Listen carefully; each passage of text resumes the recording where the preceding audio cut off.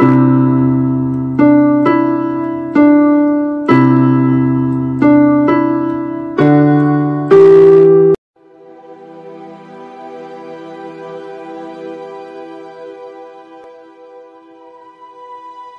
chute d'un homme de Dieu à cause de l'argent. Je vais signaler la chute d'un chrétien, des adeptes de la religion de l'église ministérielle. Cette église est près de ma résidence. J'ai déjà eu le plaisir d'y exercer mon ministère et de connaître ce grand homme de Dieu égaré. Avant la chute de cet évangéliste, le Seigneur Jésus m'a montré que Satan était assis à la table avec 3 grands démons, établissant un plan pour renverser cet homme de Dieu. Il était très appliqué dans la communion avec Dieu, tout cela attirait l'attention des démons et les dérangeait. Cet homme a fait tout ce que la parole de Dieu commande. Il a eu une grande performance spirituelle dans la parole, a prié avec force et a donné le meilleur à Dieu dans le travail. Sa vie spirituelle était stabilisée, rien ne l'affaiblissait et ne le renversait. Il a surmonté les épreuves de sa famille et a maintenu un niveau spirituel sans perdre son onction. Il a reconnu qu'il avait besoin du Saint-Esprit et qu'il avait un lien d'affinité spirituelle avec lui. Son amitié était profonde jusqu'aux genoux et il n'était pas influencé par de faux prophètes. C'était un homme discipliné et édifié par la parole, il vivait ce que tout le monde a du mal à pratiquer. Son église était pleine de gens grâce à lui. L'église a survécu et n'a pas fermé les portes, pour son ministère qui a construit les gens. Ce chrétien était formé à la saine doctrine, un ouvrier qualifié, un homme d'initiation au travail, disposé à payer le prix de l'évangile, un pratiquant des bonnes œuvres, un homme responsable du travail doté d'un grand savoir biblique. Le Seigneur Jésus lui a donné la capacité spirituelle de faire le travail. Cet homme était spirituellement riche, motivé par la parole, son expression joyeuse n'était pas vaincue, même avec le peu qu'il avait. Même s'il a été blessé par les persécutions de nombreux chrétiens, il n'a pas voulu ouvrir la bouche pour discuter avec eux. Il ne serait pas submergé par l'oppression de ses frères d'église. Il marcherait droit et sourirait sur son visage. Il a enduré les critiques, il n'a pas été secoué, il n'a pas été impliqué dans les débats et les discussions, il a tout donné à Dieu. Son pasteur l'avait chargé dans le travail, il s'ennuyait que la charge soit pour sa croissance et le travail de Dieu. Il savait que le pasteur voulait le meilleur pour lui. Il était déterminé à gagner des âmes. Le mot d'abandonner le travail n'existait pas dans son vocabulaire, zélé du travail que Dieu a mis entre ses mains. C'était un homme qui prenait l'œuvre de Dieu au sérieux, ne murmurait pas quand les affaires n'allaient pas bien, priait constamment, même s'il n'avait pas la réponse de Dieu, il était convaincu que Dieu écoutait sa prière et qu'il gardait ses prières. Dans des gobelets d'or au paradis.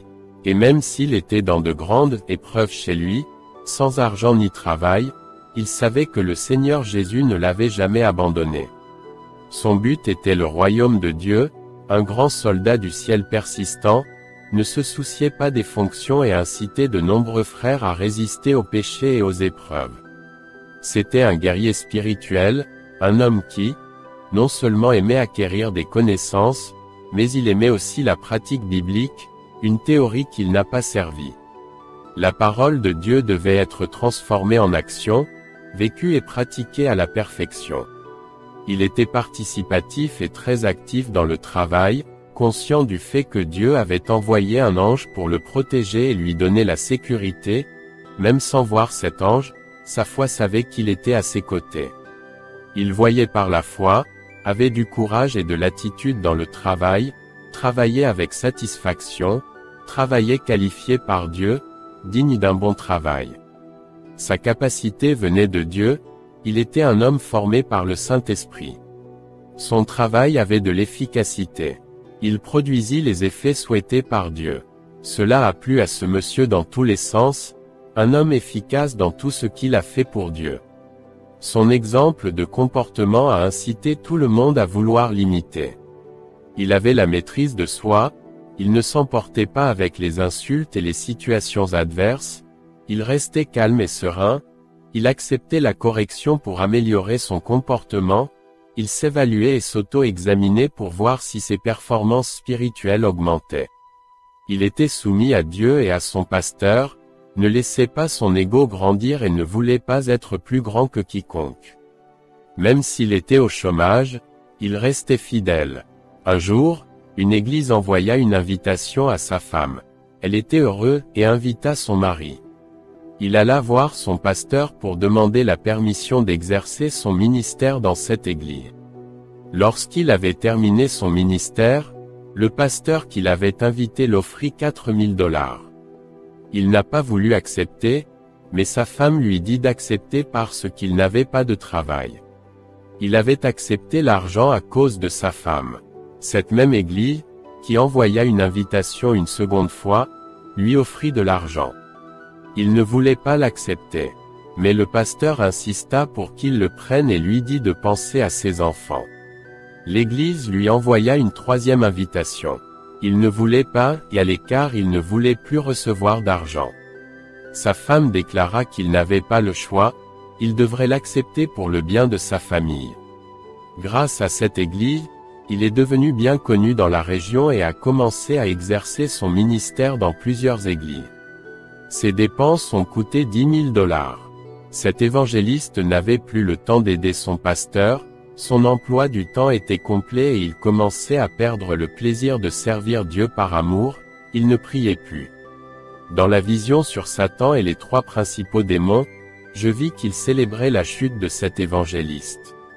Leur plan pour convaincre la femme de l'évangéliste de le faire devenir un mercenaire du royaume, un vendeur de l'évangile, s'était réalisé. Satan dit, « J'ai utilisé le berger pour lui offrir de l'argent, il a planté la racine de la cupidité dans son cœur. » Les démons ont ri, pour avoir fait de l'évangéliste un mercenaire de la foi. Quelques mois plus tard, il avait quitté l'église. La flamme vivante du Saint-Esprit s'était éteinte, il est devenu alcoolique, a battu sa femme et avait même commis des infidélités avec d'autres femmes.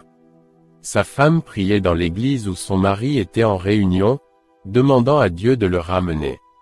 Ce soldat qui n'avait aucune richesse matérielle n'avait que des richesses spirituelles, il avait maintenant de l'argent, mais il avait perdu sa richesse spirituelle, qui était sa vertu. Il donnait tout ce que sa femme désirait, moyennant de l'argent, mais apportait également de grandes souffrances à celle-ci, qui préférait maintenant son ancienne vie humble et heureuse.